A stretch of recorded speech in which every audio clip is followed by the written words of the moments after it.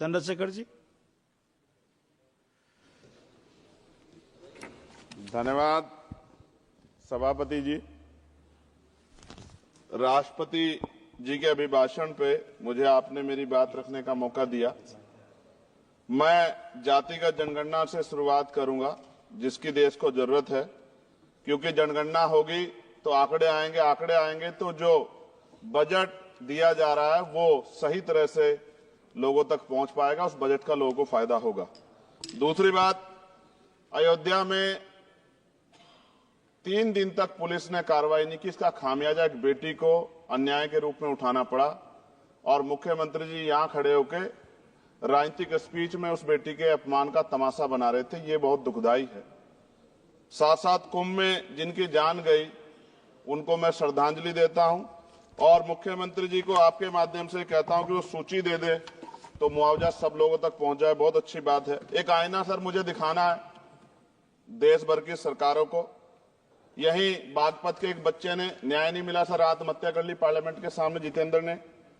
परभनी में बाबा साहब अम्बेडकर की स्टैचू तोड़ी गई सर, वहां सोमनाथ सूर्यवंशी को पुलिस ने मार दिया सर। यहां पंजाब में सर, अमृतसर में बाबा साहब अम्बेडकर की प्रतिमा पे किस तरह का अपमान किया गया। गोरखपुर में 2 दलित बच्चों की हत्या हुई सर। सूरत में एक दलित बच्ची को फीस ना चुका कारण अपमानित किया गया, उसने सुसाइड कर लिया सर। झुंझुनू में राजस्थान में एक बच्चे की पिटाई की गई मटकी छूने पे सर दोबारा। कठुआ जम्मू में सर एक नाबालिग बच्ची का सामूहिक बलात्कार किया गया सर।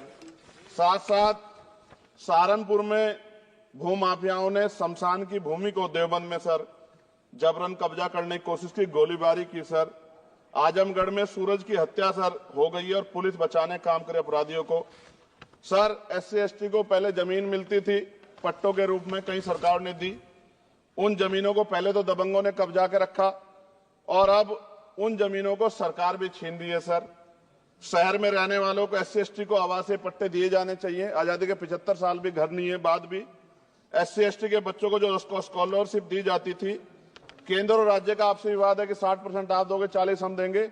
इस चक्कर में कई बार स्कॉलरशिप सब नहीं समय पहुंचती, मानसिक प्रताड़ना होती है, स्कूल परेशान करते हैं, कॉलेज। इसलिए मेरी राय है सर कि 0 बैलेंस पे उन बच्चों का एडमिशन कराया जाए। जब सरकार कुछ करना चाहती तो बच्चों को फायदा हो जाए। और देश भर में सर बहुत सारे छात्रावास बने हैं, लेकिन उन छात्रावास की स्थिति ऐसी है जर्जर, जैसे हमारे स्कूलों की है। इन छात्रावास का जीर्णोद्धार कराया जाए, उनकी रख रखाव का ख्याल रखा जाए, क्योंकि यहाँ देश का भविष्य तैयार हो रहा है। और ऐसी हालात सर स्कूलों की है। स्कूलों के हालात आप देश भर में, मैं उत्तर प्रदेश से आता हूँ, जाके देखोगे नगीना क्षेत्र में सर अगर स्कूल गिर जाएगा किस दिन बहुत बड़ा हादसा हो जाएगा, कोई पूछने वाला नहीं है सर। बात OBC समुदाय की जाए सर, OBC समुदाय को वक्त आ गया है कि विधानसभा और लोकसभा में आरक्षण जो है सर मिलना चाहिए, जो उनकी पर्याप्त संख्या यहाँ लोकसभा में और सभी स्टेटों की विधानसभा में आ पाए, जो सामाजिक समानता की दिशा में जरूरी कदम है। OBC को भी SC ST की तरह सर प्रमोशन रिजर्वेशन मिले। OBC आरक्षण में जोड़ा गया सर असंवैधानिक है, क्रीमी लेयर, उसको खत्म किया जाए। सरकारी स्वायत्त संस्थानों में भी सरकारी विभाग के समतुल्य पदों को चिन्हित किया जाए तथा उनकी समतुल्यता स्थापित की जाए, ताकि इन संस्थानों में कार्यरत OBC कर्मचारियों के बच्चों को भी आरक्षण का लाभ मिल जाए। सर पत्रकार सुरक्षित नहीं है। पत्रकार मुकेश चंद्राकर की सर भ्रष्टाचार के खिलाफ आवाज उठाने पर हत्या की गई सर। कौन पत्रकार ईमानदार से पत्रकारिता करेगा। किसानों को MSP की कोई लीगल गारंटी नहीं। एक बड़े किसान है दल्लेवाल जी, 69 दिन से सर जीवन और मौत के बीच आमरण अनशन पे है। क्या अब तक किसी दिन उनकी जान चल जाए, सरकार को संज्ञान लेना चाहिए। सर माइनॉरिटी की बात करूंगा, धार्मिक आस्था की बात है, हम तो सभी का सम्मान करते हैं क्योंकि हमने शपथ ली है, हम संविधान को मानने वाले लोग हैं। लेकिन सर बड़ौत में भगवान आदित्यनाथ निर्वाण लड्डू पर्व के दौरान दुर्घटना हुई, 8 लोगों की जान चली गई, श्रद्धालुओं की, 75 घायल है, सरकार ने संज्ञान नहीं लिया।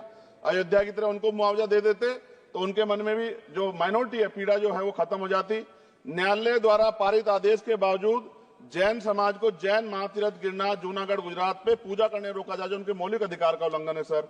बरेली में सार्वजनिक रूप से हजरत पैगंबर मोहम्मद साहब के खिलाफ सार्वजनिक अपमानित गाने चलाए गए। क्या सर मुसलमानों की धार्मिक आस्था का सम्मान नहीं होना चाहिए?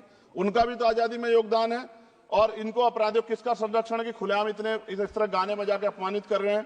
संभल की हिंसा में सर 74 लोगों की गिरफ्तारी हुई है और वहां के मुस्लिम डर के साए में है सरकार बेगुनाहों की गिरफ्तारी बंद करे। महाराष्ट्र में सर चंद्रपुर जिला पड़ता है, मैं अभी गया था, तालुका चिमूर में ताडोबा फॉरेस्ट में संग्रामगिरी पहाड़ पर बौद्ध स्थल है सर, बहुत पुराना।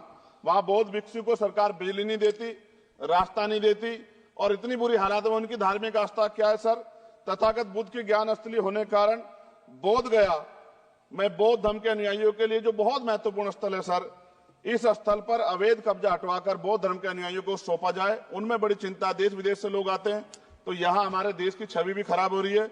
और अभी 12 फरवरी को सदगुरु रविदास जी महाराज की जयंती है और 14 अप्रैल को बाबा साहब अम्बेडकर की, 11 अप्रैल को राष्ट्रपिता ज्योतिबा फुले। इनको मानने वाले लोग नए कार्यक्रम करना चाहते हैं।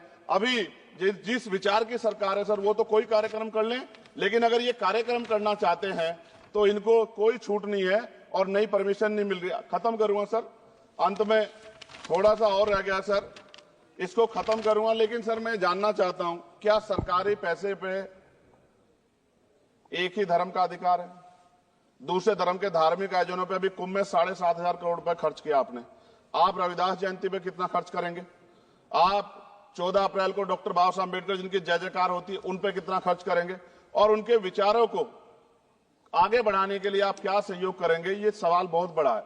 और अंत में सर मुझे आपसे, आपके माध्यम से सरकारों को कहना है सर, क्या इस देश से दलितों, मुसलमानों, पिछड़ों, आदिवासियों को निकाल देना चाहती है सरकार? जिस तरह से उनके अधिकारों को, स्कॉलरशिप को, उनकी पढ़ाई को, हेल्थ सिस्टम में कोई पैसा नहीं खर्च हो रहा है, क्या उनको निकाल के इस देश को ऐसा देश बनाना चाहते हैं जहां कुछ ही धर्म के लोग रहेंगे? सर मैं ये कहना चाहता हूं, देश सबका है, और अगर सरकार ये तय करके बैठ गई कि वो दलितों, मुसलमानों को, पिछड़ों को, आदिवासियों को निकाल देगी, तो सर ये संभव नहीं।